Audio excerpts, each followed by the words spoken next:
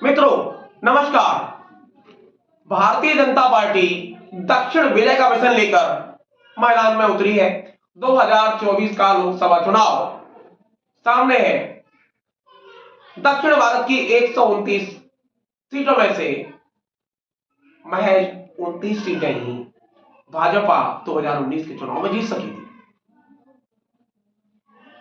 आज दक्षिण विजय की पर हम अगर बात करेंगे तो दक्षिण विजय के इतिहास में अगर हम जाएं तो दिल्ली की सत्ता पर सत्तासीन अलाउद्दीन खिलजी पहला शासक था जिसने दक्षिण विजय करने में सफलता पाई थी। उसके बाद फिर दक्षिण स्वतंत्र वाली हालात में हो गया। दक्षिण सदैव दिल्ली की सत्ता से विपरीत चला है। ये इतिहास कहता है, आधुनिक इतिहास कहता है, भारतीय लोकतंत्र का इतिहास कहता है, दक्षिण सदैव सत्ता के साथ नहीं चला। मुगल काल में जिसे अकबर महान कहा जाता है वह भी दक्षिण विजय नहीं कर सके थे और दक्षिण विजय की शुरुआत करने वाले औरंगजेब की मृत्यु के समय यह कहा गया कि दक्षिण के फोड़े ने औरंगजेब की जान ले ली या मुगल सत्ता का अवसान करने का कारण दक्षिण बना। मोदी जी 120 घंटे का मिशन लेकर निकले हैं। कर्नाटक की 28 सीट जिसमें से 25 सीट चुनाव में भाजपा के पास थी।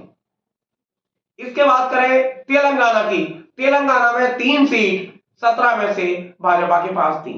आंध्र प्रदेश में भाजपा के पास 25 में से एक भी सीट नहीं थी। 22 सीटें वाईएसआर कांग्रेस के पास और 3 सीटें टीडीपी के पास। इसके बाद केरल की बात करें, केरल में एक भी सीट नहीं।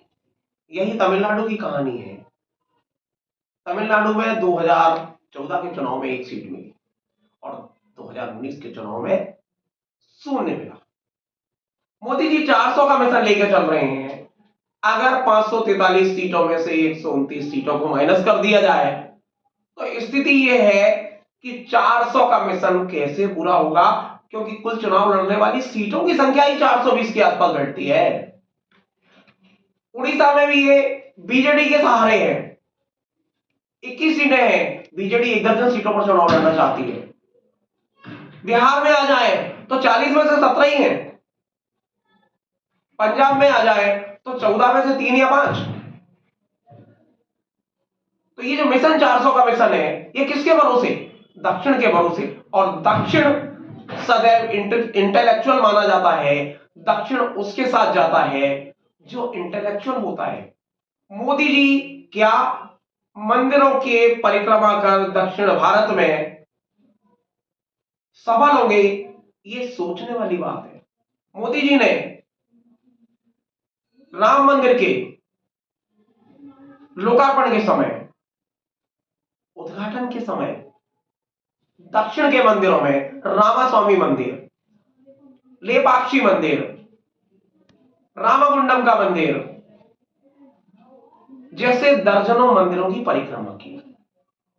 उसके बाद 22 तारीख को राम जन्मभूमि का जो विशाल मंदिर बना है उसे जनता को समर्पित किया। मंदिरों से कभी भी दक्षिण की राजनीति नहीं चली। दक्षिण की राजनीति धर्म आधारित कभी नहीं दिखी। ये पिछले 70 साल का इतिहास। तमिलनाडु में कोई भी केंद्रीय दल 1969 के बाद सफल नहीं हुआ है। कांग्रेस राष्ट्रीय पार्टी रही, लेकिन तमिलनाडु में उससे द्रमुक और अन्ना द्रमुक की बैसाखियों के सहारे ही चलना पड़ा है। केरल में भी एलडीएफ और यूडीएफ के बीच मुकाबला होता रहा है। तो कभी कांग्रेस नीत यूडीएफ, कभी कम्युनिस्ट नीत एलडीएफ।